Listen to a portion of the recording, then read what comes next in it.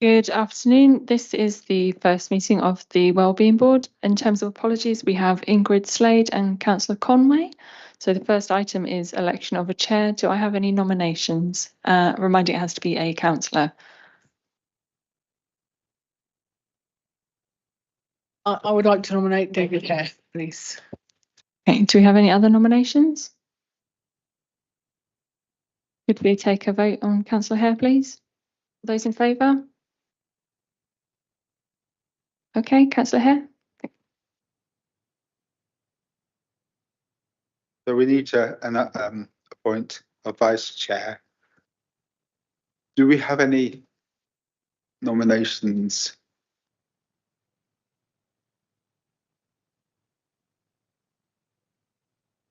The vice chair at the moment is Debbie Milligan. Is she online? I'm here. Would you be prepared to stay as vice chair, Debbie? Yes, that's fine. Thank you. Thank you very much. So I'll propose that. Do we have a seconder? Thank you very much. All those in favour? Okay. Right. Thank you very much indeed. So we now move on to the minutes of the previous meeting. Sorry, Chair. I think Emma Cockrell also is sending apologies. She's at a conference today. Yep. Sorry. Yeah. Thank you. Sorry, also apologies from Sarah Webster. I'm here on her behalf. Yep. Okay, thank you very much. Sorry about that. So the minutes of the previous meeting, these were right back in March. Shall I just go through them and see if there's any problems with them? Page 1, page 2, page 3, and page 4. So we will accept those. Thank you. Have we got any declarations of interest? Right, there aren't any members of the public here, so I don't think we'll have a public question time or a member question time.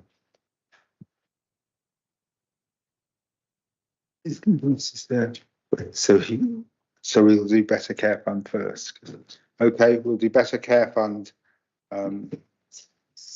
Is suicide, but is Karen here there?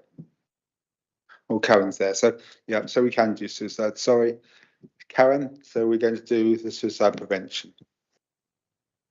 Okay, thank you, Chair. Hi, everyone. So you should have read the paper. So I won't talk through it. I'll just provide an update.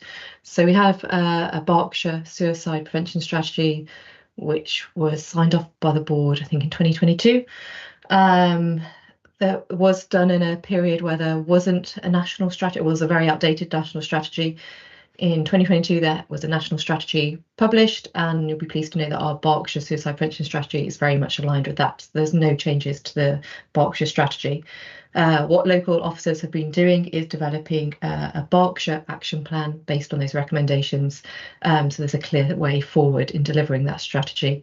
And the next steps then for Wokingham are to approve that Berkshire suicide prevention action plan. And then we need to take due consideration for the local authority recommendations in that, and so that we can have our own Wokingham suicide prevention action plan. And so it's to approve that, please, board.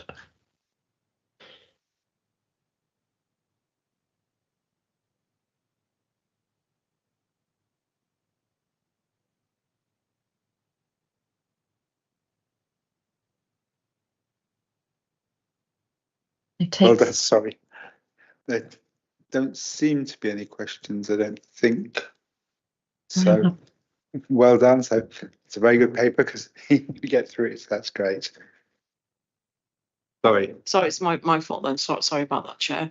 I'm just wondering, just in terms of the impact and measurement of success, what can you say a little bit more about that, please? Yeah, I can. So we have got 5 themes within the strategy that we're working towards. So I get it right. So obviously the core aim is to reduce suicide and in theory prevent all suicides. And so Let me find it, Susan, sorry.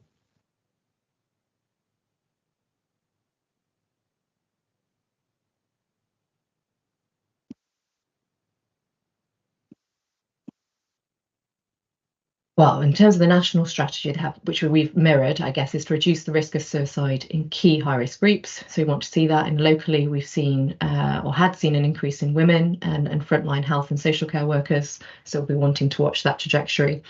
Tailor those approaches to improve mental health in specific groups. And we know kind of Gypsy Roma traveller community, particularly locally. Reduce access to the means of suicide, so that's much more of a Berkshire level activity. The trains are very much part of that partnership. Provide better information and support to those bereaved or affected by suicide. That's owned by ICB colleagues largely, but we will do work locally to support that. Support the media in delivering sensitive approaches to suicide and suicidal behaviour, research, data collection. So we will work towards that, and that's part of that action plan, I guess, in terms of how we start to measure that and demonstrate success. So there are clear actions on local authorities working in partners to early identification, making sure there is that quick support for the immediate family particularly to prevent is what we, if you act quickly and appropriately in the start, that has great benefit going forward. So that will come in the action plan. So the first thing we will do is do an audit of our existing services in Wokingham and how we respond and how we work together.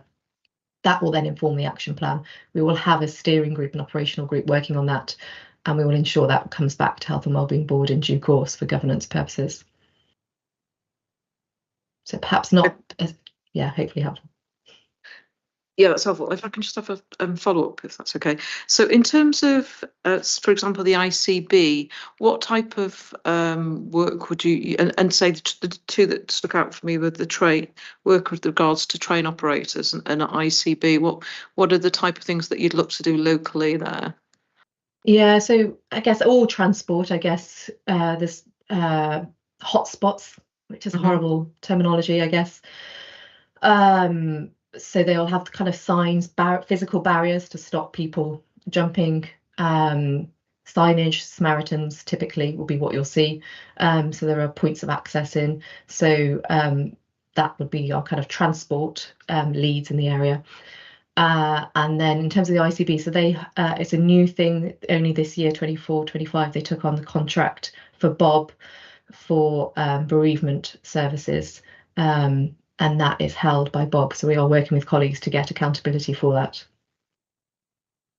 Thank you. Any more questions after that? Sorry, Alice.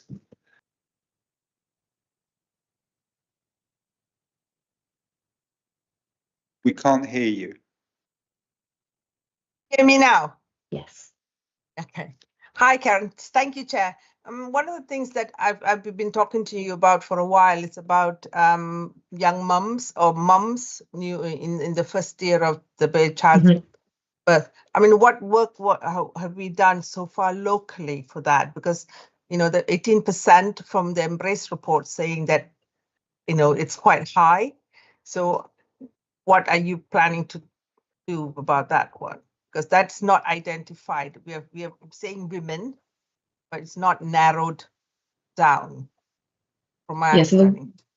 So we will need to do a Berkshire-wide audit as well, and that hasn't been done for, I think, since 2018. So we haven't, as you say, we hear that anecdotally, we hear it in other statistics. So we do need to get a true data picture that's accurate and up to date, and absolutely that will inform the actions going forward. And that's one of the actions in the action plan that you will have seen in the report.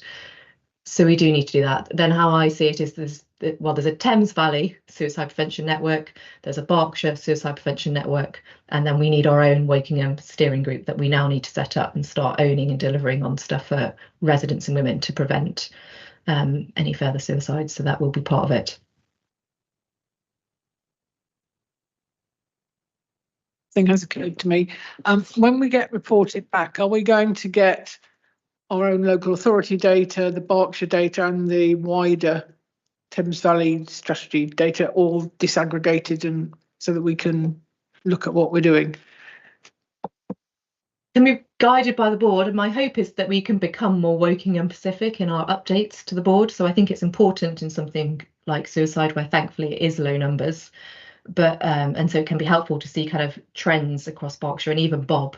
But as much as possible, that will become much more localised as we start to put that resource and investment into understanding the local picture. So we can get that from Thames Valley data, so it's Wokingham level.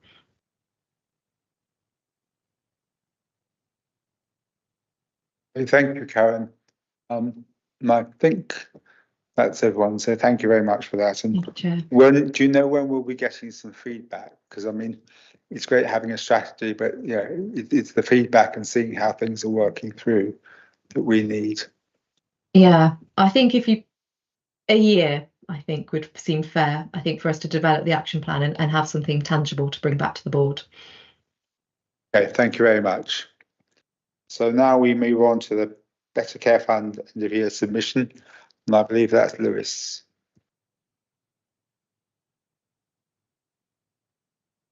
Good afternoon. So everyone, how's it going? So should we do end of year first and then we'll move on to next year's plan? Bear with me one moment. I will pull up the PowerPoints. Because what am I without my PowerPoint? Here we go.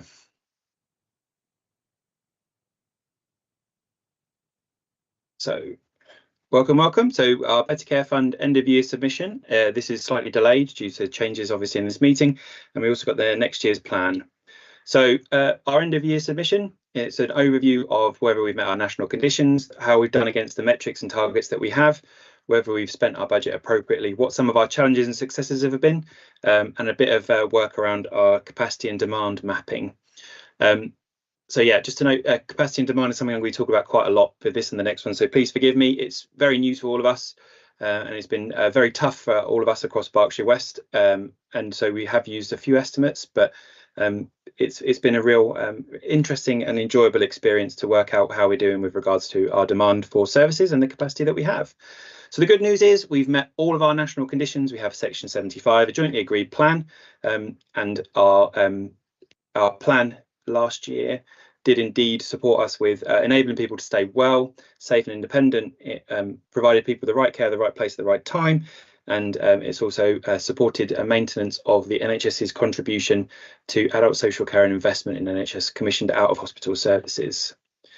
So with regard to our metrics, looking at notes. So for our avoidable admissions, we didn't manage to be on track over the entire year.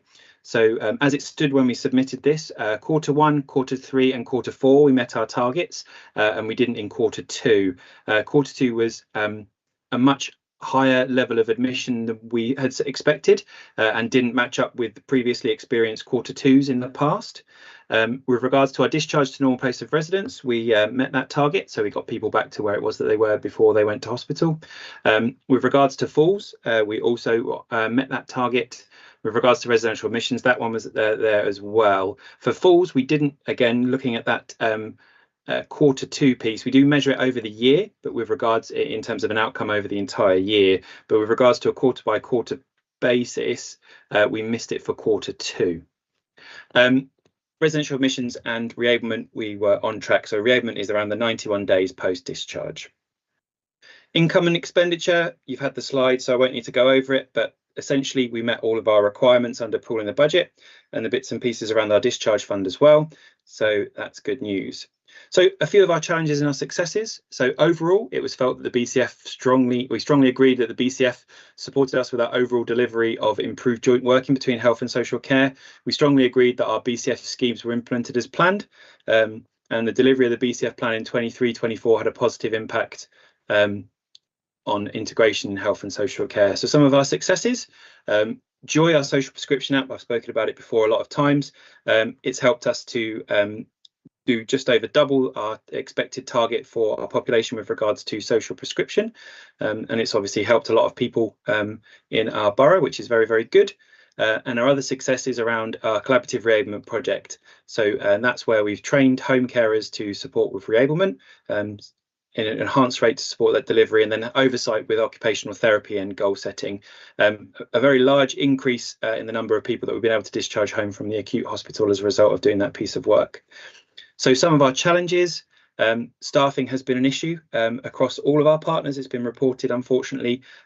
Keeping a hold of finding and keeping a hold of staff has been challenging for all of our partners, with the exception of the Collaborative Reablement Project, where we have seen good retention in staff that are home carers, with the uplifts as well to use our national funding for uplifts too. So home care is looking okay from that perspective, but the rest of it was challenging. And then the last piece here are the challenges around capacity and demand planning. So it's last year we did it as a trial, and it was very difficult. So what we're looking at is the throughput, how it is that we can jointly measure the number of people or hours or support that we have available in a whole host of different schemes, which you'll see at the end of the next piece around some of the things that we procure. So it's tying all that together, but then also tying that all together across the west of Berkshire. As the years moved on, we've continued to improve our measurement of capacity, and we have a better understanding of service delivery in the borough, which is always really useful, and across Berkshire West as a place. So really, really good. For those of you that are eagle-eyed, we do have a missing word, I'm afraid, at the end. So it's around continuing to establish a more robust monthly flow of data. So it's understanding how it is that we can month on month look to try and fill that chart in, that demand and capacity piece of work monthly, rather than a big exercise in 6 or 8 weeks for us to be able to complete with our partners, because time crunches do make that difficult. So that's the end of our end of year submission. If you'd like, I can plough straight on to the other one, or if there's questions, I'll happily take them now.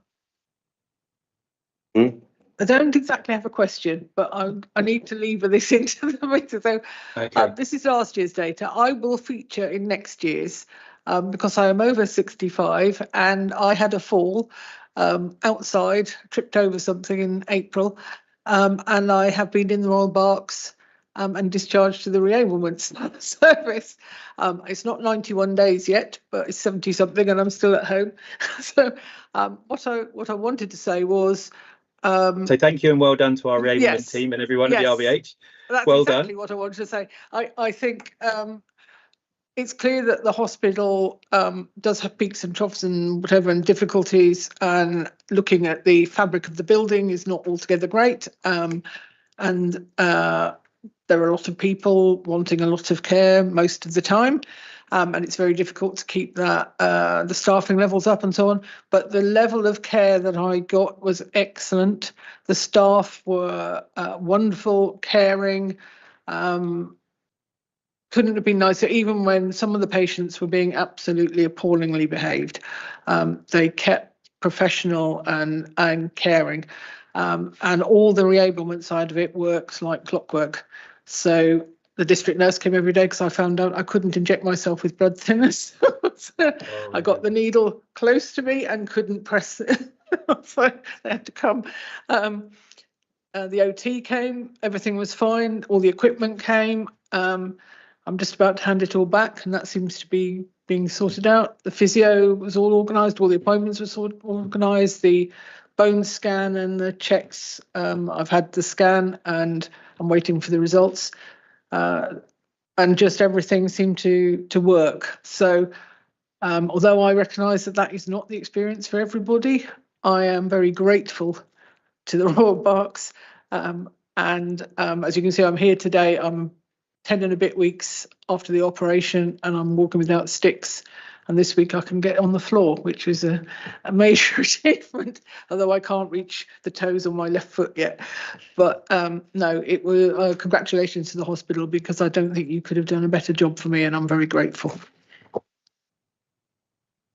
It's great to hear the personal stories of how care both inside the hospital and outside can support residents. So it's great. It's great to hear that, and wish you really all the best on your continued recovery and enablement. Excellent. Debbie? Hi, just to follow on from that, just to kind of thank the whole of the reablement team. With it's the Royal Berks kind of get the teams involved, but obviously it's our community services and our AOTs from the Borough Council as well that are on that reablement team. So it's, you know, it's kind of everybody that's supported. So just, I don't want to kind of let the others feel as though they've missed out on a big thanks. So just add that in. Thank you, Debbie. You've got questions, Susan. Thanks very much. More of a comment, and it relates to what Prue articulated then, because I was thinking as I was listening about the statistics, because it's very much a statistical driven report, which of course we need to do. It's how we actually turn it into something which tells a story about people, and how the numbers of families and people that are positively affected, you know, by the services that are actually being delivered together between different organisations. And so when we talk about reablement and the proportion of older people, as the words are used here, who were still at home 91 days after discharge, what that means, 86.8%, what that means in terms of people. And I think it's about how we do that, maybe at another time, because it. Yeah, for me, I prefer, you know, I can understand it better and what it means to our communities more, and that's why, when you talked about, you know, your experience, that's for me. I was thinking it'd be great to have some stories of what it's meant for families and such like.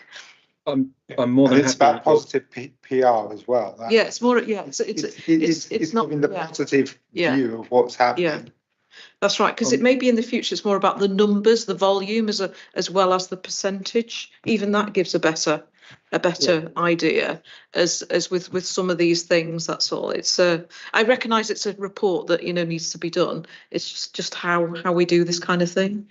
So thank you. So please do forgive me. This is our end of year report that we have to submit to NHS England. So we're very cosseted by what it is that we can write and say. And if I put all of it in, you'd never hear it. I mean, I talk enough anyway. You don't need me to talk more, so forgive me. But yeah, we have lots of really fabulous stories. I mean, in terms of the Falls piece, that's the best performance that we've had certainly since I've been in post the last 5 years. So like we are reducing the number across the borough with all of the support of all the different teams across all the different organisations. Fewer people are falling and resulting in an attendance at the RBH than before. It's declining. This is a fabulous news story. So just if I can just add, so maybe in the future, like you say, you've got to produce a particular report, which is absolutely, I understand. It's about the narrative that goes with it to articulate the very things that you've just talked about there in terms of, you know, what's gone really well, maybe some areas that we need to improve, and that sort of side of things, because there is a really sort of strong narrative for us as members of the Health and Wellbeing Board.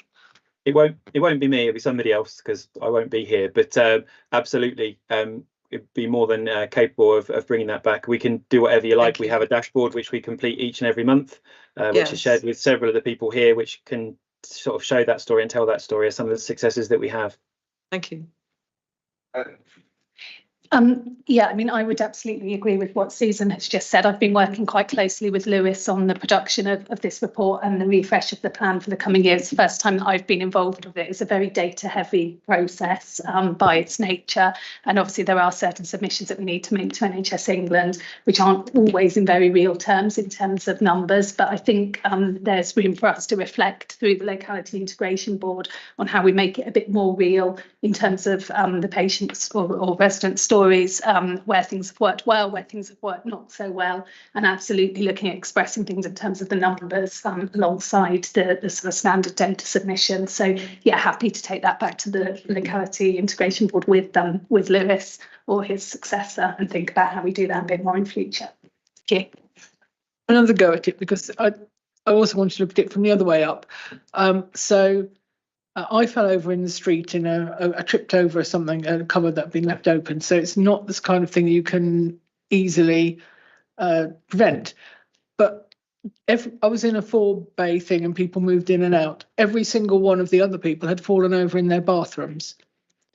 And that, I think, should tell us something about what we might want to say to people about their bathrooms. I don't know. That's one thing. The other thing was the people who don't come out of hospital to reablement. And there were some people in there who had dementia and were not going to be able to go back to where they'd come from.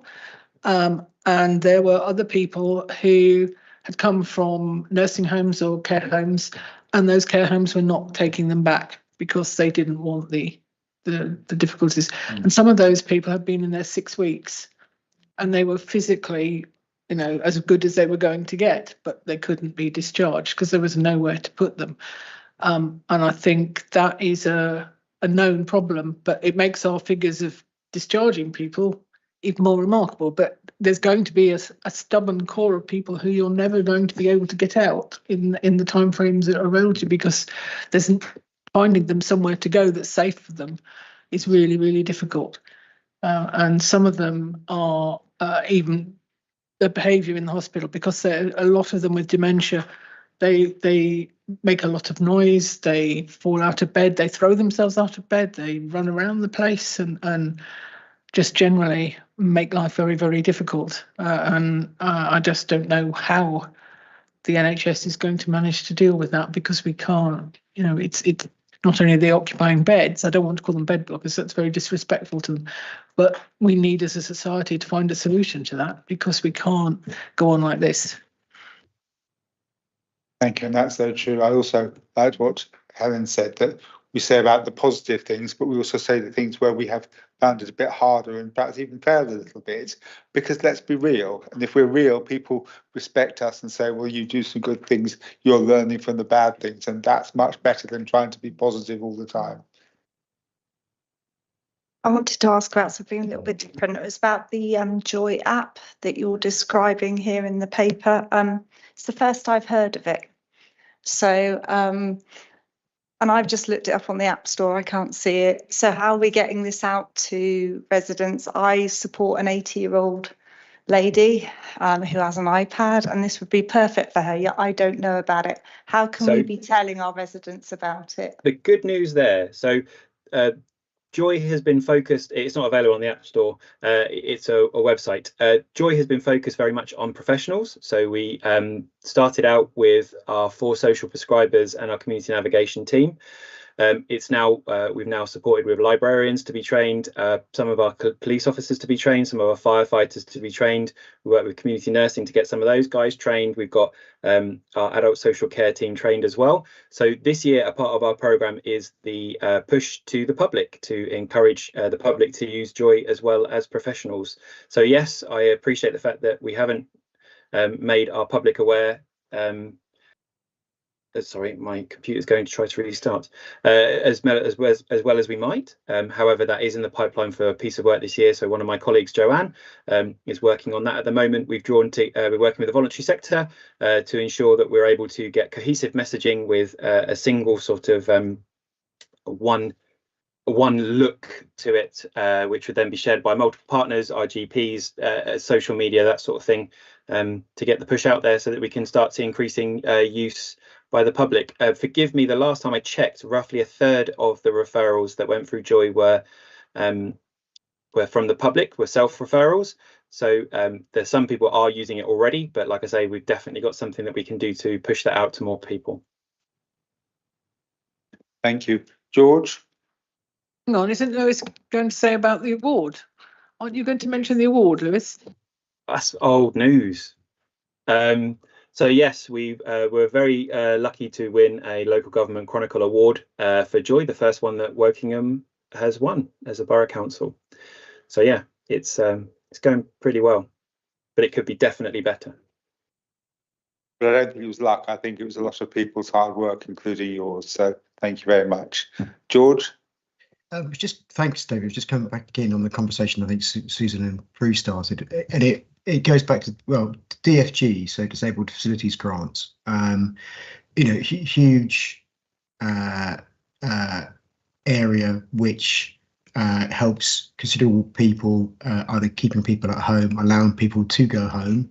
Those budgets are under a lot of pressure. We've got a fantastic team at the council who do a great job at doing the very best they can with those budgets, and we add as a council to those budgets through our housing revenue account, so our council housing stock and the budgets that we've got around that. But still, those budgets are under huge pressure. And I just wonder, you're kind of reflecting on what's going well and what we could do better, then that may be an area just to kind of focus on in the future, because there are some that are not getting some of the facilities at the moment because of the budget issues. They might be very, very low level kind of spend, but very important to those people. So, for example, level access showers is a real kind of significant change for somebody who wants to continue living or can continue living at home. So I just wonder if it's an area for future kind of reflection for this board, just to understand a bit more about, and it may go back to what Prue was saying about people falling over in their bathrooms. Maybe there's maybe some of those are on the queue waiting for some handrail, basic stuff that will make will keep them at home longer. Yeah. The DFG is a budget with the pressure. However, the last couple of years we've delivered more updates to people's homes than ever before. The last 2 years has been absolutely, since Yasmin has taken over the team, a huge increase in the number of DFGs completed, and a huge for both young people and older people as well, adults. So yeah, it is under pressure, but it's massively delivered in the last couple of years with that change in management. Don't get me wrong, Lewis, really good results, great team. They could and would want to do more if there was more available, and that's the issue, and that may then be really significant for our communities, and really cost saving when it comes to people staying at home for longer or going home sooner. Thank you, Lewis. Like you read my notes, George. I wrote down DFG to mention the successes that they'd had. Okay, thank you very much. And I think we've got to the end of that. So it's still the Better Care Funds plan.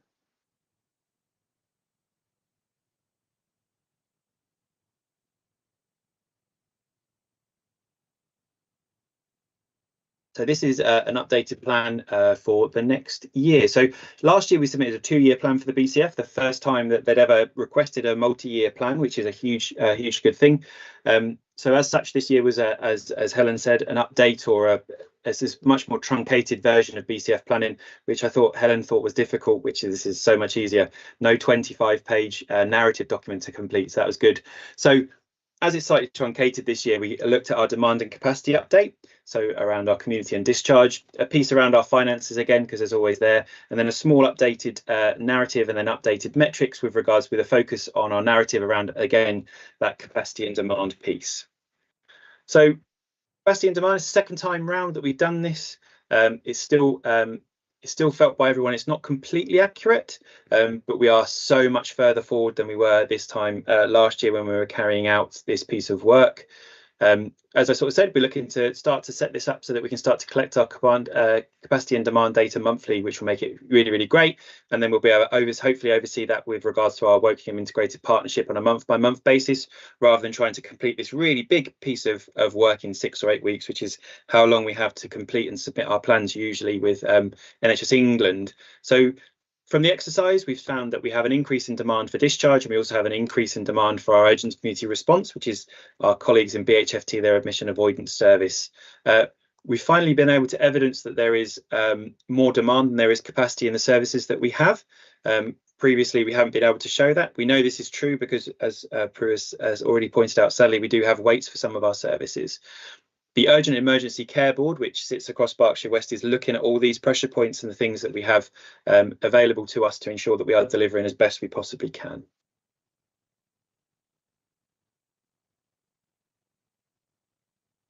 So the next piece is around finance, and again, income, expenditure and outcome. The budget's balance. It's a shared agreed budget that we have via our integration board. So we can continue to monitor that and expected outcomes.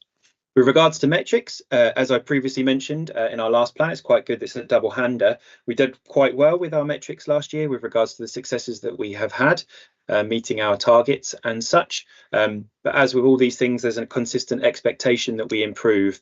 So we're looking at roughly a 1% increase in performance for admission avoidance. That's 1% more people being avoided going to our colleagues at A&E from our care.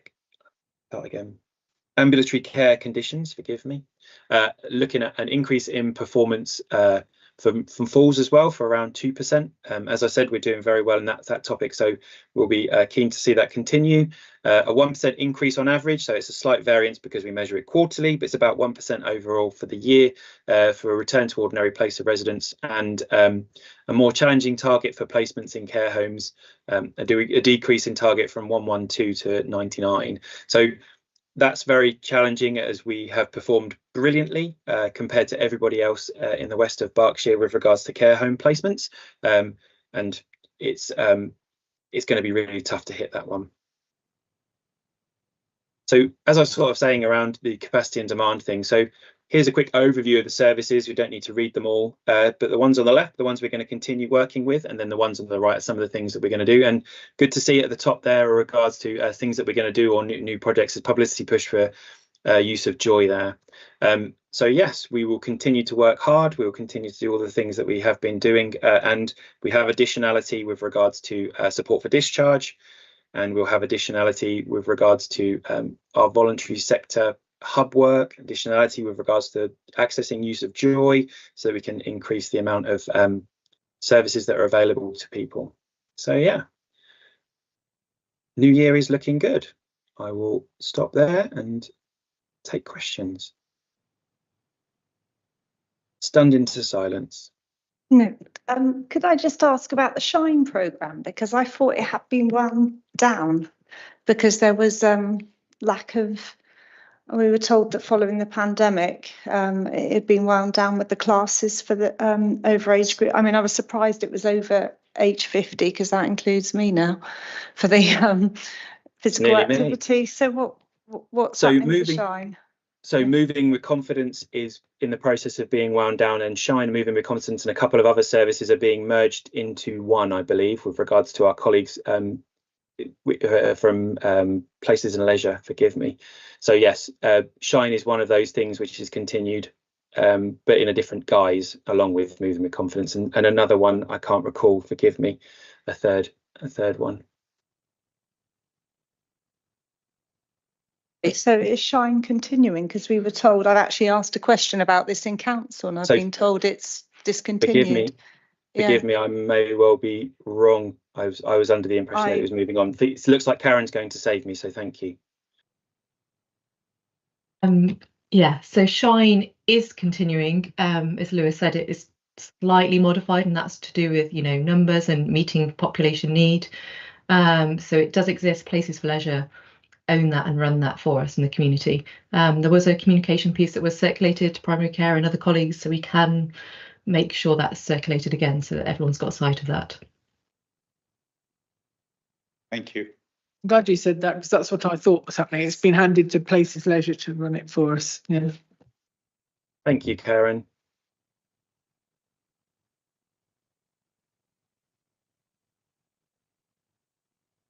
Any other? Lewis, did we get some money back because we met most of our targets last time, or because we missed on Q2? Did that blow the whole lot? No, that won't blow the whole lot. We are working at the moment on ensuring, so due to the way that it works, we will monitor the so the numbers aren't fully accurate. At the end of the year, it's 1 month elapsed. So Q3 you'll monitor via Q4, but you have to put the piece of the return in for Q1 with month 3 data for Q4. Long story short, yes, there will be some risk share being made available. We're working that out currently with Helen, her support, to ensure that we get that over the line. Thank you. But yeah, and then but obviously our targets are getting harder and harder, and yes, certainly compared to the rest of West Berks, we're doing very well. Yes, as a generalisation, yes. Are there any other questions? Just before you, because this is the last thing you'll do, well, for today, Lewis, and I'd just like to thank you, because you're moving on, for all that you've given to WHIP and to the Wellbeing Board and so on, because certainly it's been very positive working with you, and thank you very much for all you've done for all of us, and I hope you take that with you. I wish you success in the future, and perhaps you even come back here.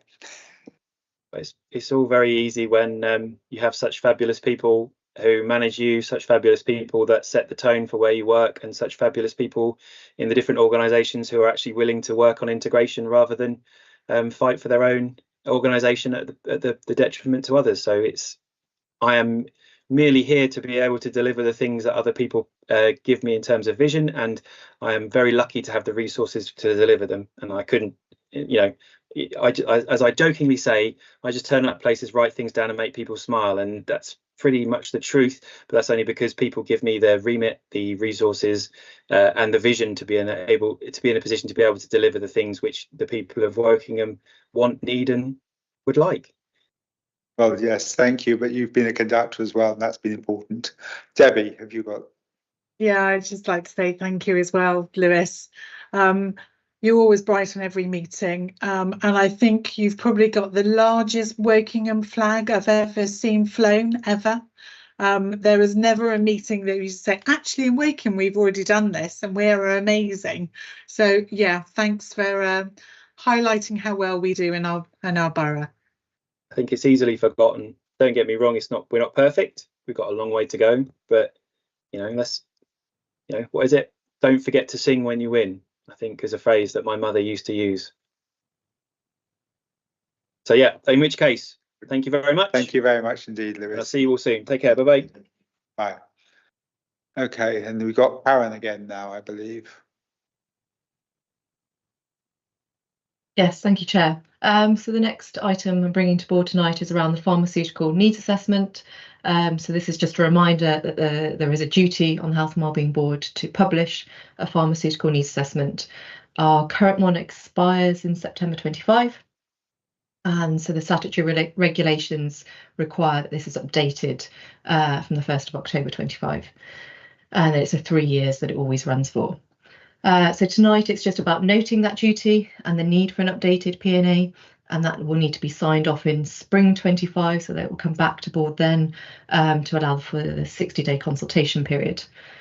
It's for the board to agree to delegate that authority to a P&A steering group to lead on that and provide the operational oversight and ensure that the P&A meets those statutory requirements. That'll be experts and officers in Wokingham, with the likely development to be commissioned out to a provider, and to agree in principle to a BOB level steering group. So the P&A would be for Wokingham, but there are conversations that for improved efficiencies to do that work at BOB level.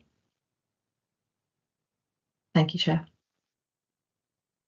Okay, do we have any questions about?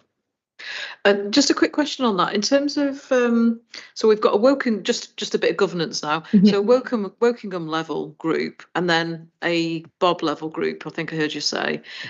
Is that right? And I'm just trying to understand how we ensure that we get the Wokingham voice in the BOB, because the BOB is such a big footprint. Yeah, no, absolutely. So the P&A would be for Wokingham. So the end product would be a Wokingham pharmaceutical needs assessment to inform our need locally.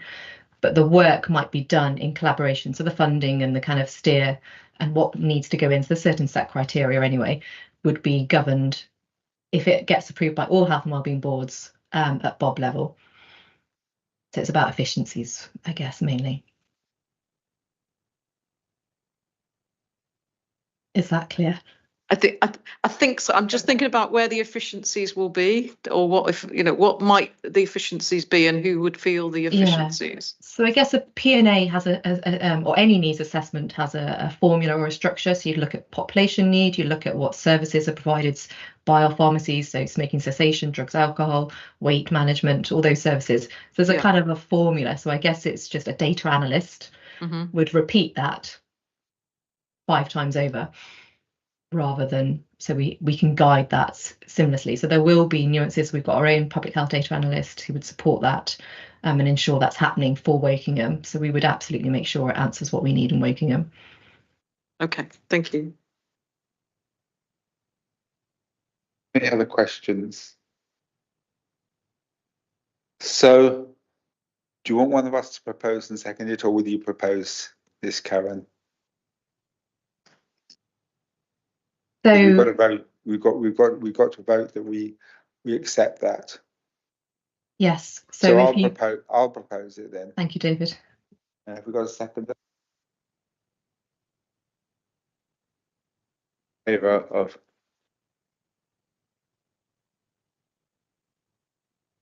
Okay, I think that's fairly unanimous.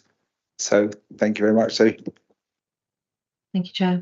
now you can go and get on with it, and then you'll bring that back to us in spring 25. Yes. Thank you, everyone. Right. Thank you, Chair. and then it has to be consulted on. Yeah. That's right. Okay. Thank you very much. Now we're going to move on to the council plan engagement, and I believe that's Emily. Hi there. Good evening.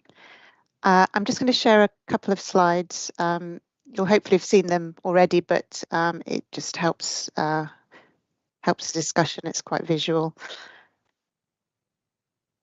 So yeah, if those who don't know me, I'm Emily Higson. I am the Head of Insight Strategy and Inclusion at the Council.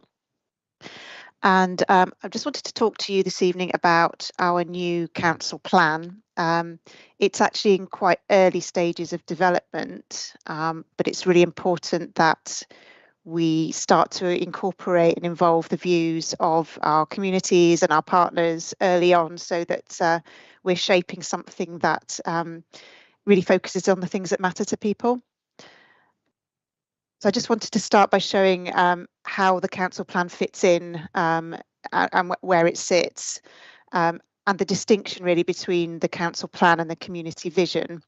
The community vision is a long-term piece of work. It's a vision for the whole borough, and there's been a huge amount of work over the last 12 to 18 months with partners and communities shaping that community vision.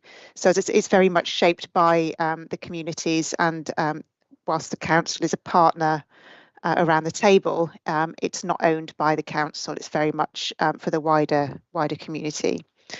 The council plan itself is more medium term, and it's more specifically setting out what the council is going to do to support that vision. So it's owned by the council, but as I say, we want it to be shaped with engagement from partners and communities and our staff as well. We also have a people strategy, which is focused on our workforce and how we're going to deliver the council plan. And running throughout all of that are the Marmot Borough principles. So that really informs the way we work and our approach to things. And I'm going to make an assumption that you already know about the Marmot Borough work. If not, you soon will, I'm sure. The reason why we have a council plan, as I say, it sets out how we're going to contribute to the community vision, and it makes sure that everyone can understand what the council is aiming to achieve and what its priorities are, and also to be clear about what we aren't doing or what we can't do. So it just makes that clear for everybody. Staff will then know how they contribute to the delivery of the council plan. It also means we can set our budget according to the priorities that we've set. And then that means that the council plan's ambitions are realistic in the context of the council's financial situation as well. So the two go hand in hand. Just to add to that, we will monitor progress through an annual delivery plan, and that will be linked back to all our performance measures. So what we have done so far, I've mentioned the vision, and the building blocks of health that support the Marmot principles. So those give us a really clear direction to go in. But what we've also done is analyse a lot of data to understand the borough much better. So we know what matters to people. So we know what the issues are.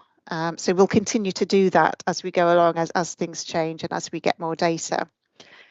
But what those bits of work have done really is helped us to formulate a set of key themes that have emerged. So the principle is that we want to work towards a better Wokingham Borough that is safer, greener, fairer, thriving and connected.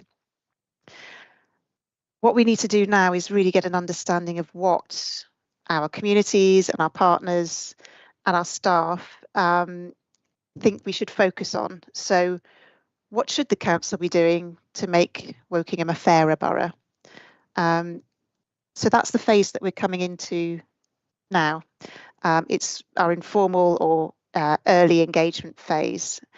So we had a survey online that has gone live this week on Monday, and it's open until the 5th of August. So we'll be specifically asking some of those questions, and anybody can go online and complete that. Also sharing at partnership meetings such as today. That's not an exhaustive list, but it's just some examples of some of the partnerships that I'm visiting and talking to about what it is we're hoping to do.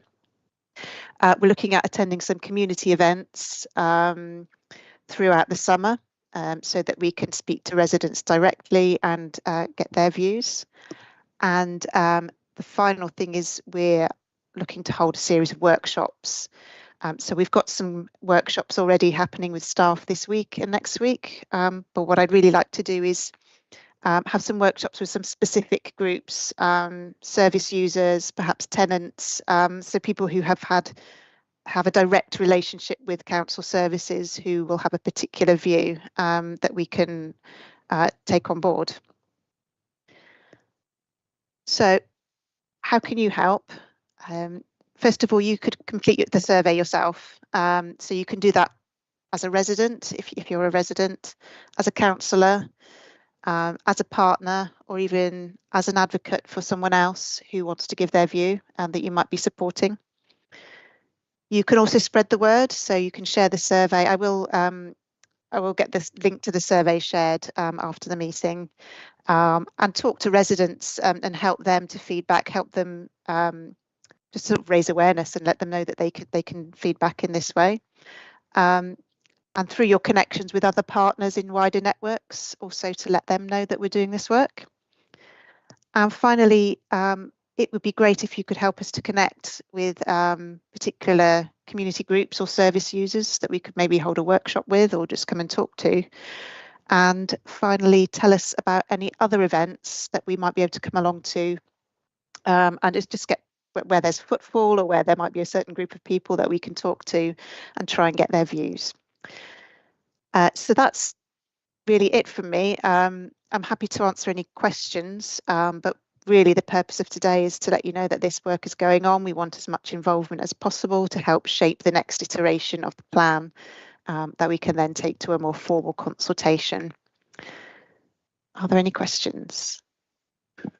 Thank you very much, Emily. And are there any questions about that? I mean, certainly I think, well, certainly for me, if not for all of us, filling the form in would be helpful for you and so on, and yeah, and giving our perspective.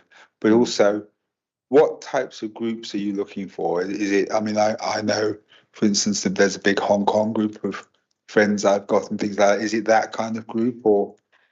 Yeah, I think anybody who might experience council services differently to the wider population, who may not, for example, may not be online or may not engage with the council in a traditional way that we normally reach people with, or it might be people who receive a specific service from the council that they would want to feedback on. It might be people with a specific protected characteristic, for example.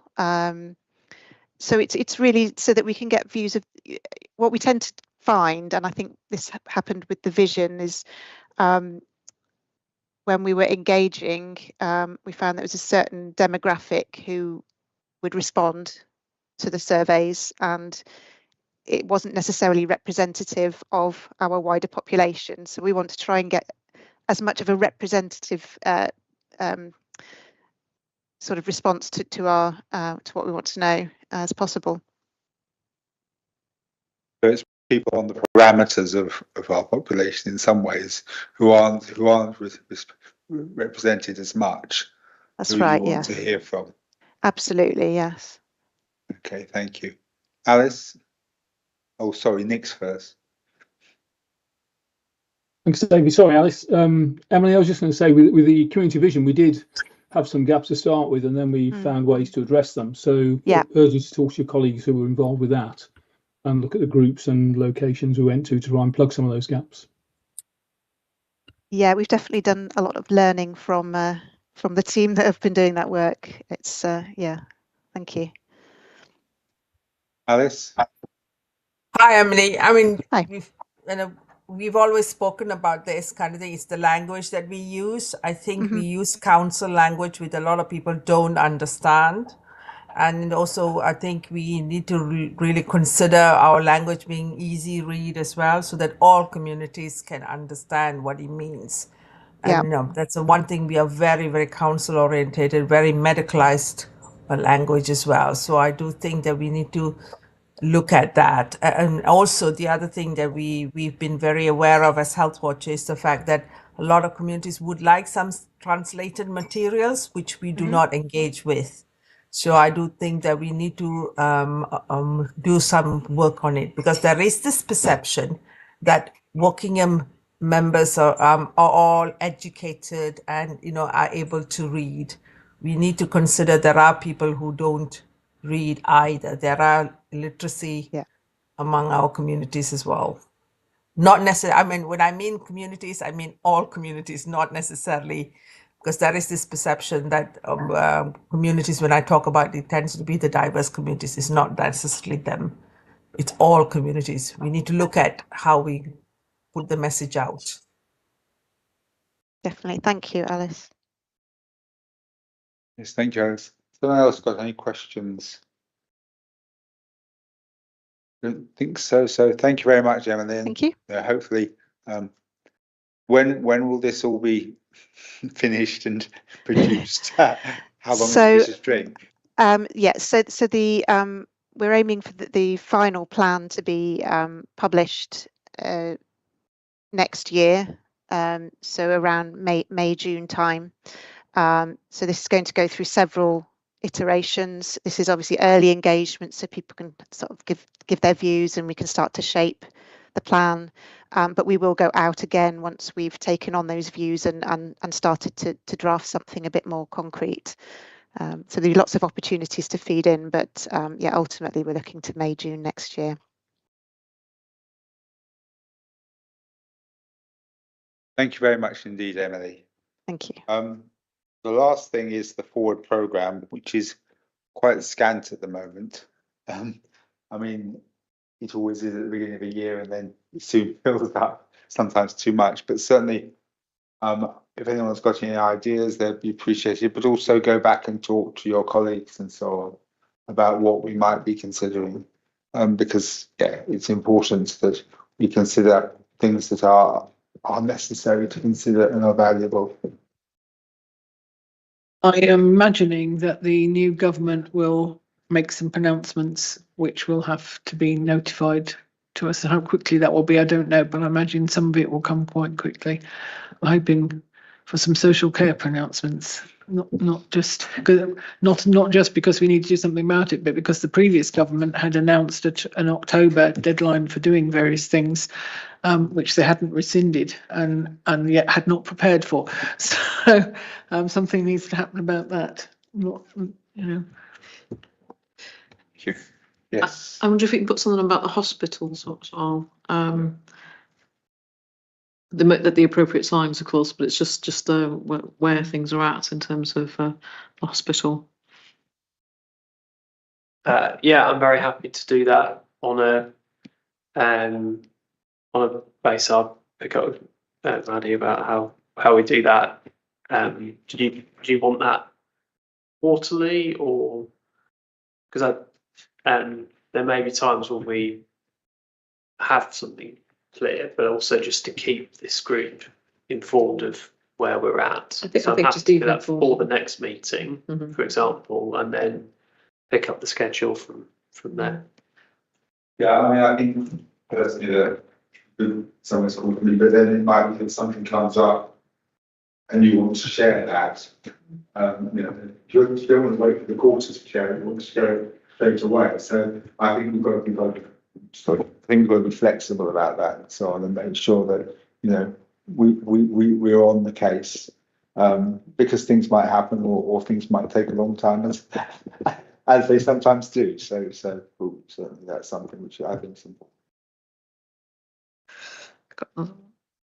Sorry, another one. This is about Bob and any changes to, because we know that Bob has huge financial pressures. So changes to Bob's structure or anything else for that matter in terms of how the sort of like the financial impact is being felt on Bob, given the footprint. Really important that we understand what it means for us.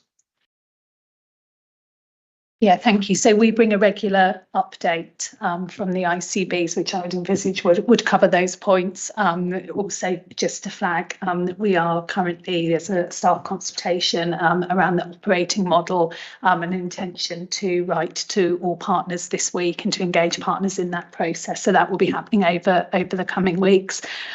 Just on a point of process as well, we will need to bring our annual report to the next meeting, if that's acceptable, along with the joint capital resource use plan should also be available for the next meeting. Thank you. I wonder in that as well, given that it sounds like there's quite a lot of change, that we can think about how the ICB consults pre things changing with health and wellbeing boards. Obviously there's the 3 in Berkshire West, so it's that aspect of it, as well as having the general reports. It's also about how we hear about things early, and can and members of this board can actually contribute to things early. I think that's the thing. It's being able to influence things and contribute to things that's important, as well as just hearing them. Because sometimes you hear things after they've been decided, and you think, well, that's not right, or something. Certainly for Wokingham. So. Yeah, okay. I think that's, it's how we consider in our partner engagement, allowing sufficient time to consult the Health and Wellbeing Board and other relevant bodies. Happy to take that back. Thank you. Hi, can I just come in? I just came in on that.